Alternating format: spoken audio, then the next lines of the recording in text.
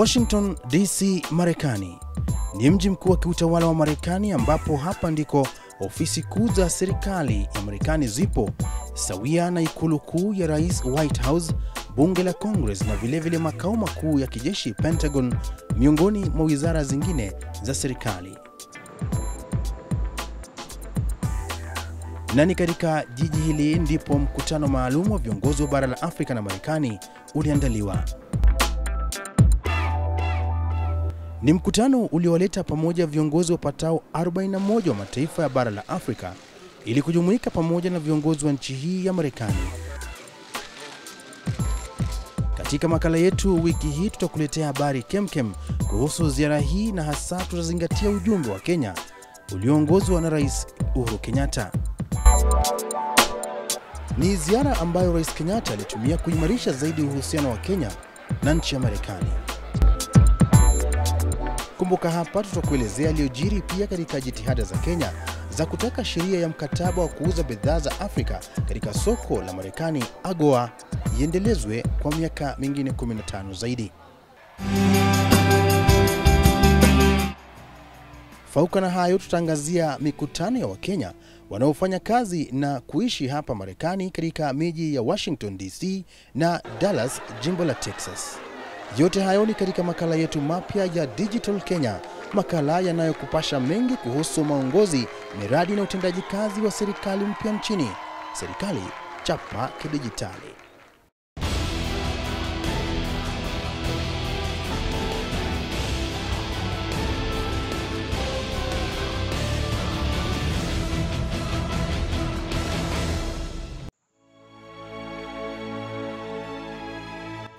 Ni jiji kuu la Marekani, Washington DC, na Rais Uhuru Kenyatta aliongoza ujumbe wa Kenya kwa mkutano huu maalum wa viongozi wa bara la Afrika na uongozi wa Marekani. Lengo kuu likiwa ni kuweka mikakati maalum ya kutafuta njia mwafaka za ustawi wa mataifa ya Afrika, uwekezaji barani Afrika, kutafuta suluhu za kudumu kwa mizozo barani Afrika, na pia suala la amani miongoni mwa masuala mengine.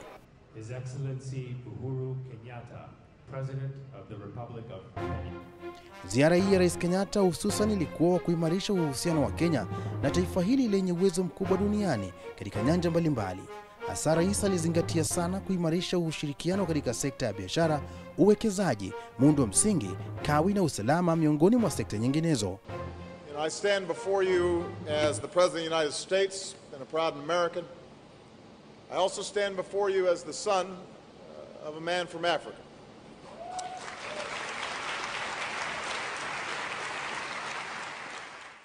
Kufikia mwaka uliopita, kiwango cha biashara kati ya Kenya na Marekani ilifika dola za Kimarekani bilioni 1.1, ambapo Kenya iliuzia Marekani bidhaa za thamani ya dola milioni 451 ikilinganishwa na bidhaa za dola milioni 651 zilizoagizwa hapa nchini kutoka Marekani.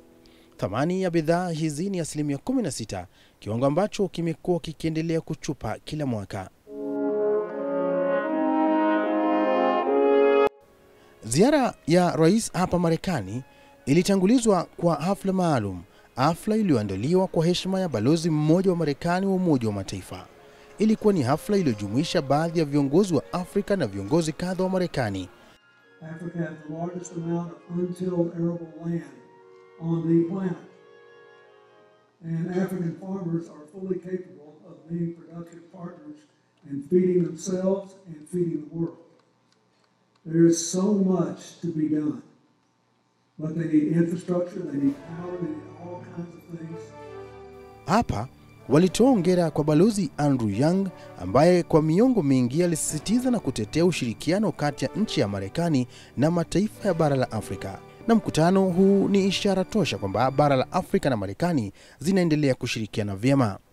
They are also working on the renewable energy programs in geothermal.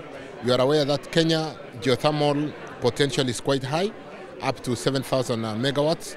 And currently we have a program of capacity building with a Power Africa initiative in Bogoria, Selali, where we have just opened up a development of some 300 megawatts. And they are working with us on this. Lakini mkutano mkuu ulikuwa ule wa viongozi hao wa bara la Afrika na wenyeji wao ulioongozwa na Rais Barack Obama. I believe a new Africa is emerging. with some of the world's fastest growing economies, a growing middle class, and the youngest and fastest growing population on earth, Africa will help shape the world as never before. Moreover, Africa's progress is being led by Africans.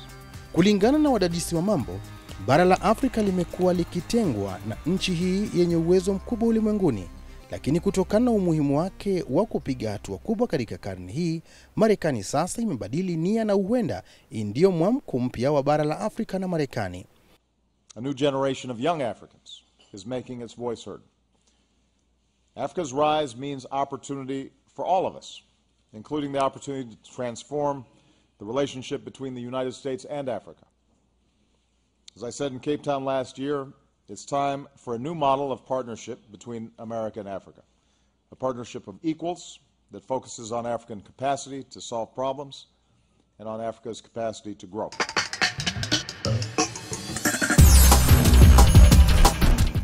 Kwa upande wa Kenya, kilele cha ziara ya Rais Kenyatta hapa Washington DC kilikuwa mkutano wake na wanachama wa baraza la makampuni ya Marekani yanayowekeza barani Afrika, CCA. Where Kenya has set itself an ambition, the ambition is to grow sustainably at an average of 10% economic growth per year. This is something that I think a lot of people think, and I remember comments, and I wouldn't say from who, people saying was unrealistic, but I want to really leave you with the view that it is absolutely realistic and something that Kenya can achieve. Na hapa rais aliwahakikishia kwamba lengo lake kuu nchini Kenya ni kuimarisha muundo msingi, kawi, mtandao yani ICT kuwa wa kisasa ili kupunguza gharama ya kufanya kazi nchini Kenya. Rais alisema hatua hii hakika itafanya Kenya kuwa kituo bora zaidi cha kuwekeza kote barani Afrika. We want to encourage American business and Kenyan business to partner together.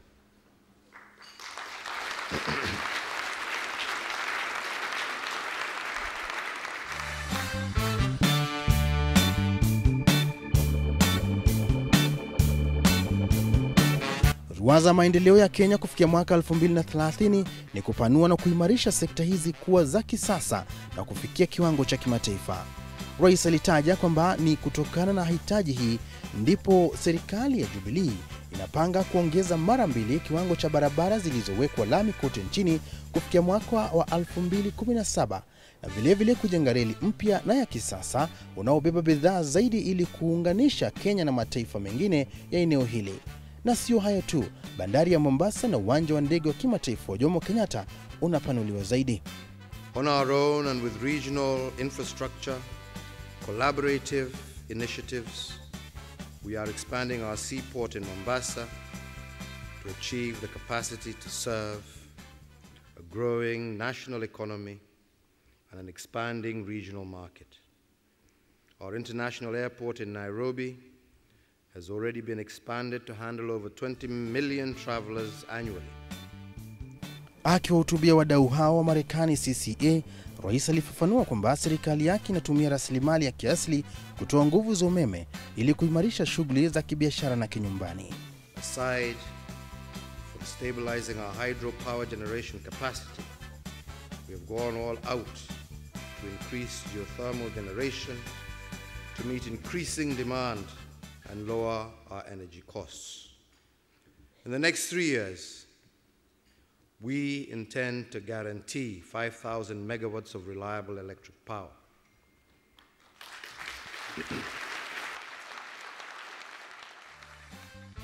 Baraza hili la CCA ni shirika lililobuniwa mnamo mwaka 1993 ili kuhamasisha biashara na uwekezaji kati ya Marekani na mataifa ya Afrika. Baraza hili linajumuisha zaidi ya makampuni 180 yanayowakilisha 83% ya jumla ya wawekezaji wa kibinafsi wa Marekani barani Afrika. Baraza hili linajumuisha makampuni ya kimataifa kama vile General Electric Limited, Coca-Cola, Google na IBM. Wajenga nchini sisi, tusiponze zetu nafsi, vipi mbele tutasonga, kukicha Kenya majanga. Huku Kenya ikiwa inatambulika ulimwenguni kwa idadi kubwa ya vijana wanaosomea taaluma mbalimbali na wenye bidii kazini, hapana shaka kwamba Kenya imekuwa ikiwavutia wawekezaji kuliko nchi yote ile barani Afrika. Because we are so competitive and highly ranked in Africa, many people forgot that we have not had reserves of oil, gas, diamonds, platinum, or other natural resources to power our development. However,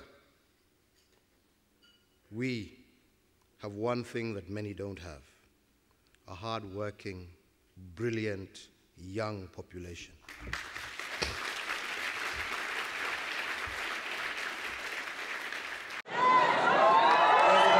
Katika mkutano wake na Wakenya wanaoishi na kufanya kazi nchini Marekani, Rais Kenyatta alimpongeza Rais wa Marekani Barack Obama kwa hatua yake ya kufanya mkutano na viongozi wa Afrika ili kuimarisha zaidi uhusiano wa kibiashara kati ya nchi hizi na Marekani. Rais Kenyatta alisema kwamba mkutano huu umefaulu katika kuelezea na kuonyesha upande mzuri wa Afrika. It's really only been the negative side that has ever really been heard. Oh, it's about poverty, it's about Ebola.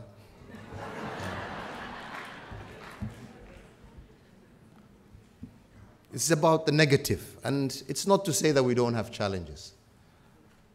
I'd like a nation to stand up and say they don't have challenges. We all have challenges, all of us, wherever we come from.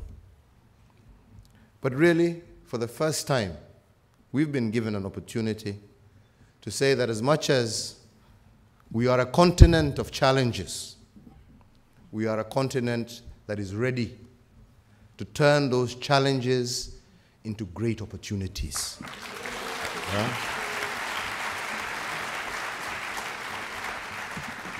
Alisema mkutano huu umerahisishia Kenya na mataifa mengine ya Afrika kushirikiana moja kwa moja na mashirika ya Marekani katika kiwango cha juu. Na hapa rais aligusia suala la kuendelea kuimarika kwa wafadhili kutoka Uchina barani Afrika. China isn't in Africa because they have nothing better to do in China. China is in Africa because they woke up to the reality of the potential that Africa has a long time ago. And I'm glad to see that America is also waking up to those realities.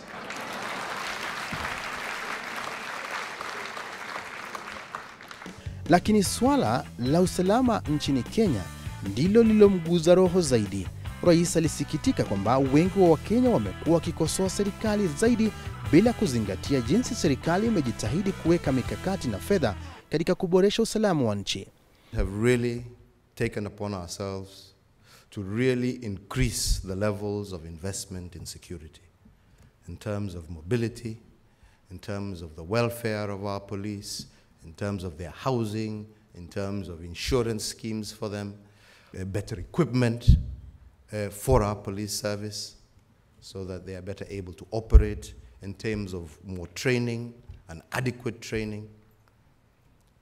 These are measures that we are putting in place and which I believe within a very short time will begin to bear fruit and Kenyans will begin to see the result of that investment, a worthwhile investment. Na suala la ukosefu wa usalama nchini Somalia ulielezewa bayana hapa. Kenya has always been home, a refuge to any who has had a problem. And by the way, that scenario continued that way for many years, until such time as, again, we started being attacked. Huku Rais Kenyatta akielezea kwa mapana sababu ya jeshi la Kenya kuwepo nchini Somalia.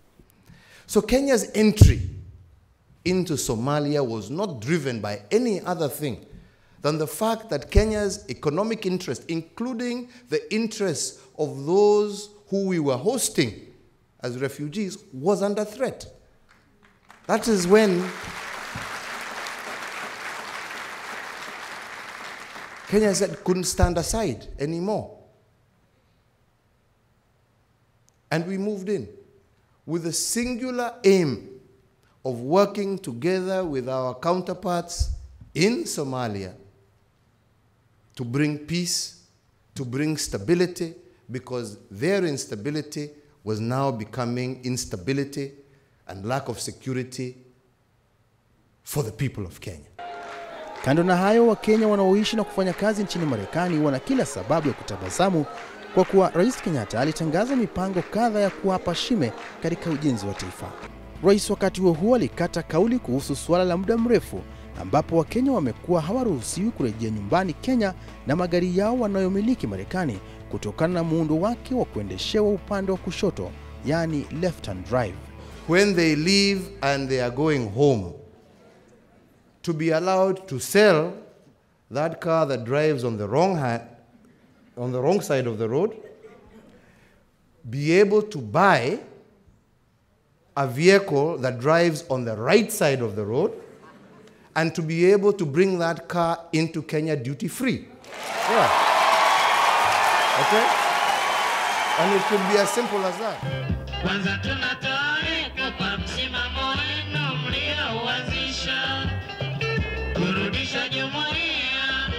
Ziara hii ya Rais Kenyatta haikuwa tu suala la Afrika na Amerika, bali lilikuwa fursa nzuri pia kwa mataifa ya Jumuiya ya Afrika kujumuika pamoja. Rais Kenyatta alitumia fursa hii kuongoza mkutano wa Jumuiya ya Afrika Mashariki na wawekezaji wa Marekani. Rais Kenyatta hasa aliongoza mkutano huu huku lengo lake kuu likiwa kuyavutia mashirika ya Marekani kuwekeza zaidi katika eneo la Afrika Mashariki. Ziara hii ya Marekani ambao ni wa kwanza kufanywa na Rais Kenyatta tangu alipochukua hatamu za uongozi yapata mwaka mmoja unusu uliopita, daima utaendelea kuimarisha uhusiano wa Kenya na Marekani. Inatarajiwa kwamba mashauriano na makubaliano yaliyoafikiwa hapa yatachangia pakubwa ustawi wa nchi hii na katika nyanja zote za kiuchumi, kijamii na kisiasa.